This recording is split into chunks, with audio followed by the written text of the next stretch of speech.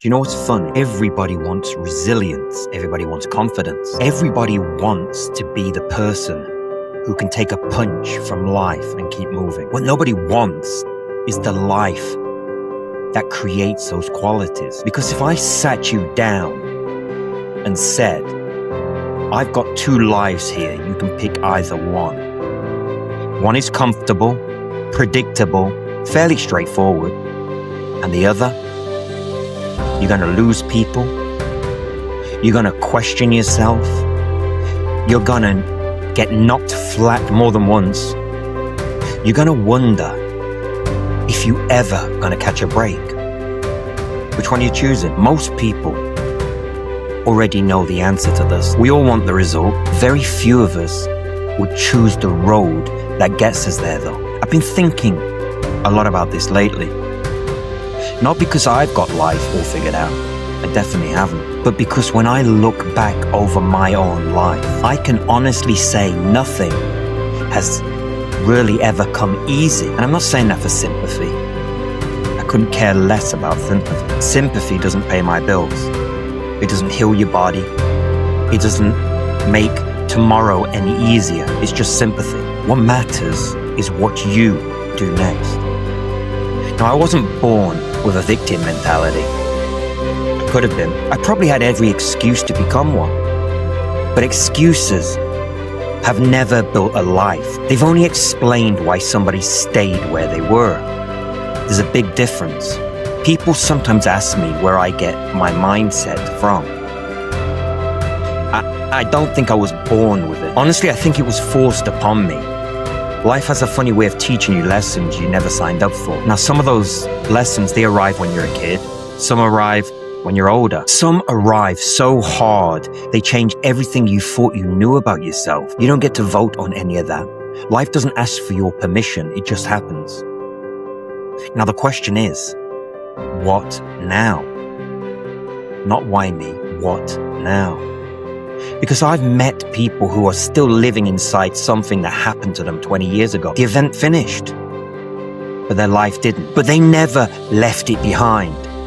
It's almost like they built a house inside yesterday. Just think about that for a second. How many people do you know whose conversations always end up back at the same place? The same hurt, the same disappointment, the same person who wronged them. The same excuse, year after year. Before they know it, the event has become their whole identity. I made my mind up long ago. What happened to me can explain parts of my life, but it doesn't get to introduce me. That's my job. Do I wish some things had been different? Of course I do. Who wouldn't? But wishing doesn't change anything.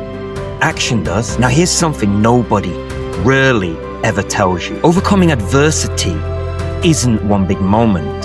Hollywood likes to tell us it's a breakthrough, that one day you wake up and that music starts playing. Everything suddenly becomes sense. And that's bullshit. That's not how it works. Most of the time it's boring. It makes one better decision today than you made yesterday. Then do it again tomorrow. It's getting up when you'd rather stay in bed. It's looking after yourself when you really can't be bothered. It's admitting when you're struggling instead of pretending you're invincible. It's choosing not to become bitter, because bitterness is a prison. And the worst part is, most people don't even realize they're living in it. I honestly believe one of my biggest mistakes in life is waiting. Waiting until we feel ready. Waiting until life becomes fair. Waiting until someone comes and rescues us. Now, I've got news for you. Nobody's coming. And I don't say that to be harsh. I say it because the day you stop waiting is the day you'll start taking back your life. That doesn't mean you won't need help. We all need help. But there's a difference between accepting help and expecting everyone else to build your future for you. Only you can do that. Looking back now, I've had plenty of reason to quit. And I've had just as many reasons to keep going. And I'm glad I chose the second option. Not because life suddenly became easy. It didn't. Life still punches me hard. It always will.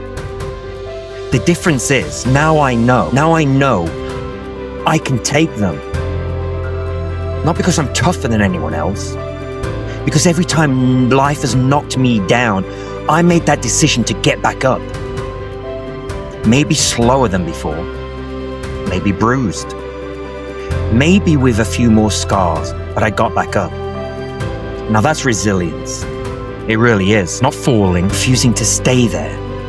So if you're watching this and life feels heavy right now, good. Not because I want you to suffer, because I want you to remember something. This chapter isn't your whole book, and you haven't reached the end. You've just reached a difficult page. So turn it over. Keep going. And one day, when someone asks you how you got through it, you probably won't have some clever answer. You'll probably just shrug your shoulders and say, I kept going. Sometimes that's enough. So stay strong, stay humble. And it's okay to walk alone.